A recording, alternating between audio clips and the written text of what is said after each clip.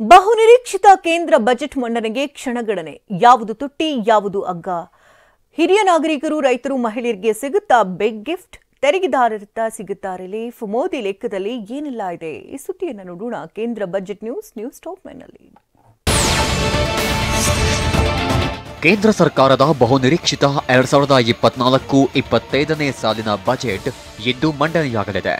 NDA ಸರ್ಕಾರದ 3ನೇ ಅವಧಿಯ ಮೊದಲ ಬಜೆಟ್ ಇದಾಗಿದೆ. ಕೇಂದ್ರ ಹಣಕಾಸು ಸಚಿವೆ ನಿರ್ಮಲಾ ಸೀತಾರಾಮನ್ ಅವರು ಸತತ 7ನೇ ಬಾರಿಗೆ ಆಯವ್ಯಯ ಪತ್ರ ಮಂಡಿಸಲಿದ್ದಾರೆ. ನಿರ್ಮಲಾ ಸೀತಾರಾಮನ್ ಅವರು ಬಜೆಟ್ ಭಾಷಣವನ್ನ ಬೆಳಗ್ಗೆ 11 ಗಂಟೆಗೆ ಆರಂಭಿಸಲಿದ್ದಾರೆ.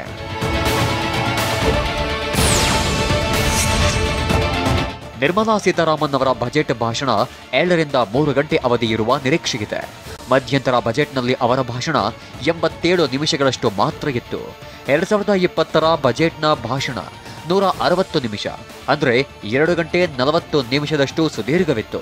ಮಧ್ಯಾಹ್ನ 2 ಗಂಟೆಯವರೆಗೂ ಈ ಬಾರಿಯ ಭಾಷಣ ಇರಬಹುದು ಎನ್ನಲಾಗಿದೆ. ಈ ಬಾರಿಯೂ ಸೂಟ್ಕೇಸ್ ಸಂಸ್ಕೃತಿ ಬಿಟ್ಟು ಪೇಪರ್ ರಹಿತ ಬಜೆಟ್ ಮಂಡಿಸಲಿದ್ದಾರೆ.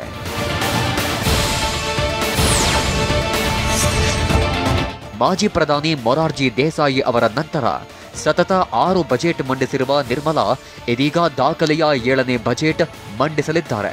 ಈ ಮೂಲಕ ಮೊರಾರ್ಜಿ ದೇಸಾಯಿ ಅವರ ದಾಖಲೆಯನ್ನ ಮುರಿಯಲಿದ್ದಾರೆ.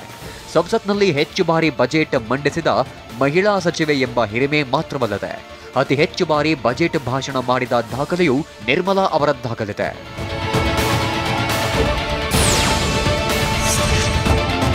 ಬಜೆಟ್ಗೆ ಮುನ್ನ ಪ್ರತಿಕ್ರಿಯೆ ನೀಡಿರುವ ಪ್ರಧಾನಿ ನರೇಂದ್ರ ಮೋದಿ, ಇದು ಅಮೃತ್ ಕಾಲದ ಪ್ರಮುಖ ಬಜೆಟ್ ಆಗಿರಲಿದೆ. ಈ ಬಜೆಟ್ ನಮ್ಮ ಅಧಿಕಾರಾವಧಿಯ ಮುಂದಿನ 5 ವರ್ಷಗಳ ದಿಕ್ಕನ್ನ ನಿರ್ಧರಿಸಲಿದೆ. ಈ ಬಜೆಟ್ ನಮ್ಮ ಕನಸಿನ ವಿಕಸಿತ ಭಾರತಕ್ಕೆ ಭದ್ರ ಅಡಿಪಾಯ ಹಾಕಲಿದೆ ಎಂದು ಹೇಳಿದ್ದಾರೆ.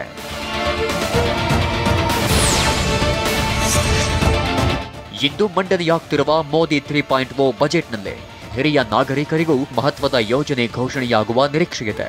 ಹಿರಿಯ ನಾಗರಿಕರಿಗೆ ಅನುಕೂಲ ಮಾಡಿಕೊಡುವ ಹಲವು ಮಹತ್ವದ ಆರ್ಥಿಕ ಸುಧಾರಣಾ ಕ್ರಮ ಘೋಷಿಸುವ ಸಾಧ್ಯತೆಯಿದೆ.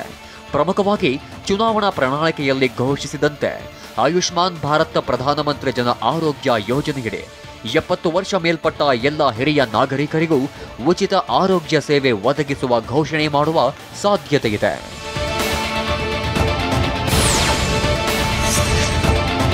ರಾಷ್ಟ್ರೀಯ ಪಿಂಚಣಿ ವ್ಯವಸ್ಥೆ ಯೋಜನೆ ಅಡಿ ಹಣ ಹೂಡಿಕೆ ಮಾಡುತ್ತಿರುವ ವ್ಯಕ್ತಿಗಳಿಗೆ ಅನುಕೂಲ ಕಲ್ಪಿಸುವ ನಿಟ್ಟಿನಲ್ಲಿ ಆದಾಯ ತೆರಿಗೆಯ ಸೆಕ್ಷನ್ 80 ಸಿಸಿಡಿ 1ರ ಅಡಿ ಎನ್ಪಿಎಸ್ ಹೂಡಿಕೆ ಗರಿಷ್ಠ ವಿನಾಯಿತಿ ಮಿತಿಯನ್ನ 2 ಲಕ್ಷ ರೂಪಾಯಿಯಿಂದ 2.5 ಲಕ್ಷ ರೂಪಾಯಿಗೆ ಏರಿಕೆ ಮಾಡುವ ಸಾಧ್ಯತೆಯಿದೆ. ಈ ಮೂಲಕ ಆದಾಯ ತೆರಿಗೆ ಪಾವತಿದಾರರು ಎನ್ಪಿಸಿಎಸ್ಗೆ ಹಣ ಹೂಡಿಕೆ ಮಾಡುವುದನ್ನು ಪ್ರೋತ್ಸಾಹಿಸುವ ಜೊತೆಯಲ್ಲೇ ಆದಾಯ ತೆರಿಗೆ ವಿನಾಯಿತಿ ಸೌಲಭ್ಯ ಕೂಡ ಪಡೆಯಲಿದ್ದಾರೆ.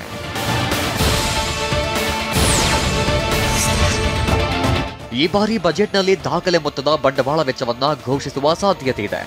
ರಸ್ತೆ ಮಾರ್ಗಗಳು ಮತ್ತು ಭಾರತೀಯ ರೈಲ್ವೆಯ ಮೇಲೆ ಹೆಚ್ಚು ಹೂಡಿಕೆ ಘೋಷಿಸಬಹುದು ಎಂದುಕೊಳ್ಳಲಾಗಿದೆ. ಸಾಮಾನ್ಯ ಜನರು, ವೇತನ ಪಡೆಯುವ ತೆರಿಗೆದಾರರು ಮತ್ತು ಮಧ್ಯಮ ವರ್ಗದವರು ಆದಾಯ ವಿನಾಯಿತಿ ತೆರಿಗೆ ಮಿತಿ ಹೆಚ್ಚಳವನ್ನ ನಿರೀಕ್ಷಿಸ್ತಾ ಇದ್ದಾರೆ. ವಿಶೇಷವಾಗಿ ಹೊಸ ಆದಾಯ ತೆರಿಗೆ ಪದ್ಧತಿಯಲ್ಲಿ ಹೆಚ್ಚಿನ ಕೊಡುಗೆಗಳನ್ನ ನಿರೀಕ್ಷಿಸುತ್ತಿದ್ದಾರೆ.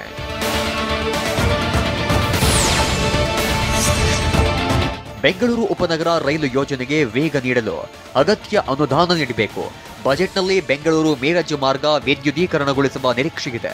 ಇದೇ ರೀತಿ ರಾಜ್ಯದ ಹಲವು ರೈಲು ಮಾರ್ಗಗಳ ವಿದ್ಯುದೀಕರಣ, ತುಮಕೂರಿನಿಂದ ಚಿತ್ರದುರ್ಗಕ್ಕೆ ನೇರ ರೈಲು ಸಂಪರ್ಕ ಯೋಜನೆ, ಹುಬ್ಬಳ್ಳಿ ಅಂಕೋಲಾ, ಧಾರವಾಡ ಬೆಳಗಾವಿ ನೇರ ರೈಲು ಯೋಜನೆ ಘೋಷಿಸುವ ನಿರೀಕ್ಷೆಯಿದೆ.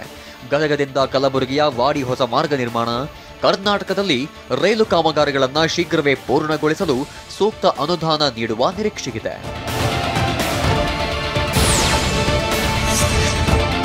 2024ರ ಕೇಂದ್ರ ಬಜೆಟ್ ಭಾಷಣ ಮಂಡನೆ ಲೈವ್ ಆಗಿ ಪ್ರಸಾರವಾಗಲಿದೆ. ಸಂಸತ್ ಟಿವಿ ಮತ್ತು ದೂರದರ್ಶನ ಟಿವಿ ವಾಹಿನಿಗಳಲ್ಲಿ ನೇರ ಪ್ರಸಾರ ಇರುತ್ತೆ. ಈ ವಾಹಿನಿಗಳ ಯೂಟ್ಯೂಬ್ ಚಾನೆಲ್ಗಳಲ್ಲೂ ನೇರ ಪ್ರಸಾರ ಇರುತ್ತೆ. ಇವಲ್ಲದೆ ಟಿವಿ 9 ವಾಹಿನಿಯಲ್ಲಿ ಲೈವ್ ಪ್ರಸಾರದ ಜೊತೆಗೆ ಬಜೆಟ್ ಹೈಲೈಟ್ಸ್ ಎಲ್ಲವೂ ಲಭ್ಯ ಇರುತ್ತೆ.